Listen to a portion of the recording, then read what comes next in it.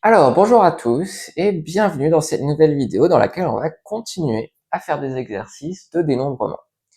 Et aujourd'hui, on va s'intéresser à un autre classique du dénombrement qui est le loto. Euh, donc là, on a certainement tous à un moment, enfin on s'est tous posé la question, à un moment ou à un autre, de ce qu'on ferait si on gagnait au loto. Et donc là, on va voir un petit peu quelles sont les chances de gagner au loto. Alors, ce sera pas un exercice de proba, donc parler de chance, c'est pas tout à fait exact, mais on n'en est pas loin. Et donc, pour ceux qui connaissent pas le principe du loto, eh bien, on a une grille de 49 numéros, donc des numéros bleus, et puis on a aussi 10 numéros rouges.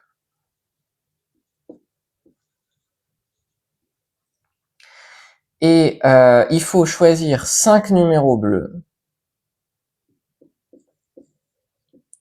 et un numéro rouge. Et donc, donc on a une grille où on coche, enfin soit une grille papier, soit une grille sur ordinateur, et on coche les numéros, mais il n'y a pas d'ordre. Après le soir, à la fin de la journée, il va y avoir le tirage du loto où là il y a les boules qui vont être tirées une par une, donc il y aura un ordre, il y aura une première boule qui est tirée, une deuxième et une dernière, mais l'ordre n'intervient pas. Peu importe l'ordre du tirage, si on a les bons numéros, on gagne. Ça c'est important. Et donc évidemment, si on a tout bon, donc les 5 bons numéros bleus et le bon numéro rouge, bah alors là c'est jackpot, on a le gros lot. Mais après il y a des lots un petit peu, enfin des lots intermédiaires, si on a quasiment tout bon mais pas exactement tout bon. Et donc il va y avoir par exemple des lots pour 5 numéros bleus mais pas le numéro rouge. Ensuite pour 4 numéros bleus corrects et le bon numéro rouge. Et puis pour 4 numéros bleus.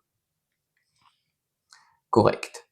Et puis bah évidemment, il y a le gros lot où il y a 5 numéros bleus et un rouge.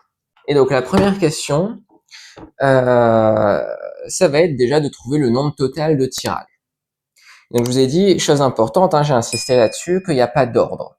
Donc dès qu'il n'y a pas d'ordre dans un tirage, c'est forcément des histoires de coefficients binomiaux. Donc là ici, il faut tirer 5 numéros bleus parmi 49 numéros bleus, donc bah ça fait 5 parmi 49, et un numéro rouge parmi 10 numéros rouges, donc 1 parmi 10. Et donc, bon, si on calcule un petit peu, ça au final, ça fait 49 factoriel sur 44 factoriel fois 5 factoriel, fois 10 factoriel sur 9 factoriel fois 1 factoriel. Donc bon, si on cherche à avoir une idée, donc ça fait 49 fois 48 fois 47 fois 46 fois 45 fois 10 sur 5 factoriel, donc sur 120. Et ça, vous pouvez taper à la calculatrice, ça fait autour de 19 millions, si je me souviens bien, mais je suis plus du tout sûr. Donc voilà, je vais pas le faire parce que j'ai pas de calculatrice à portée de main, mais si vous voulez avoir une idée de à quel point c'est un grand nombre, vous pouvez faire le calcul. Donc ça, c'est le nombre total de possibilités, le nombre total de tirages. Et ensuite, on va se demander combien il y a de tirages qui permettent de gagner le gros lot, ensuite le lot d'en dessous, le lot d'après, encore celui d'après. Donc pour le gros lot, il faut avoir tout correct. Donc il n'y a pas de marge d'erreur possible, donc il n'y a qu'une possibilité, c'est avoir tous les bons numéros. Donc ça, c'est vite réglé. Il y a il y a une possibilité. Ensuite, 5 numéros bleus et c'est tout. On n'a pas de contrainte sur le rouge. On n'a pas besoin d'avoir le bon numéro rouge pour gagner ce lot-là.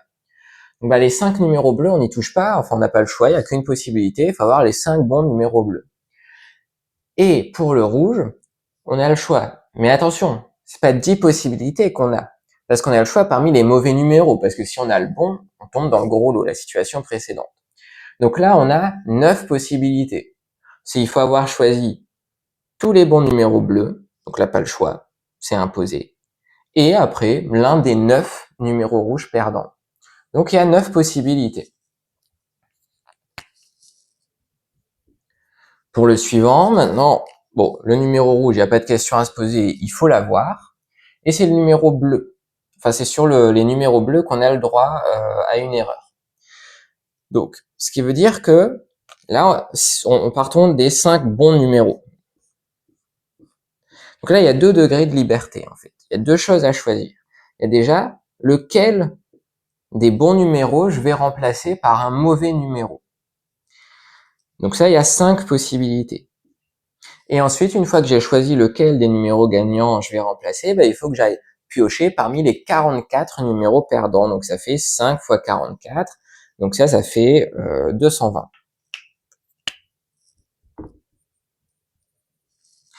Et puis pour finir, donc le dernier lot, c'est quand on a 4 numéros bleus gagnants, mais pas le numéro rouge. Enfin, oui.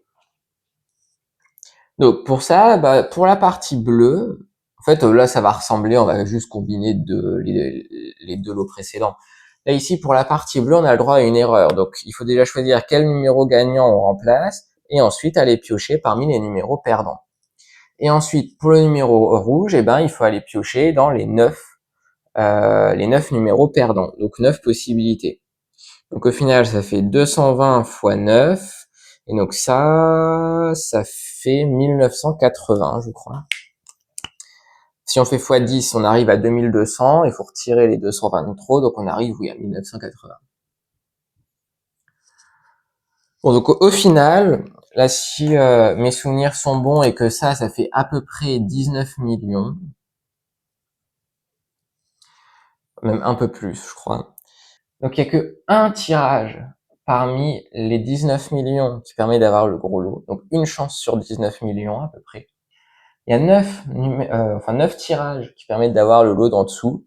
Mais bon, 9 parmi 19 millions, ça fait quand même moins de une chance sur 1 900 000. Donc faut imaginer, je sais pas, une pièce avec 1 900 000 boules et faut piocher, enfin il y a une boule gagnante, il faut réussir à la piocher. Ça fait pas beaucoup, ça fait pas une grande probabilité de succès. Et ensuite, il y a un peu plus de tirages gagnants pour les lots suivants, mais forcément, il faut gagner beaucoup moins d'argent, ces lots-là. Donc voilà, c'était un petit peu pour vous donner des ordres de grandeur sur vos chances de gagner si un jour vous jouez au loto. Et donc on va s'arrêter là pour cette vidéo. J'espère qu'elle vous aura été utile d'une manière ou d'une autre. Si vous avez des astuces pour trouver les bons numéros du loto, n'hésitez pas à me les envoyer par message privé sur Instagram par exemple, ou à les mettre en commentaire. Mais le problème c'est qu'il y a plein de gens qui pourront voir et piquer l'astuce. Donc privilégiez plutôt Instagram. D'ici là, n'hésitez pas à laisser un j'aime à la vidéo et à vous abonner à la chaîne si la vidéo vous a été utile. Et puis je vous dis à bientôt pour de prochaines vidéos.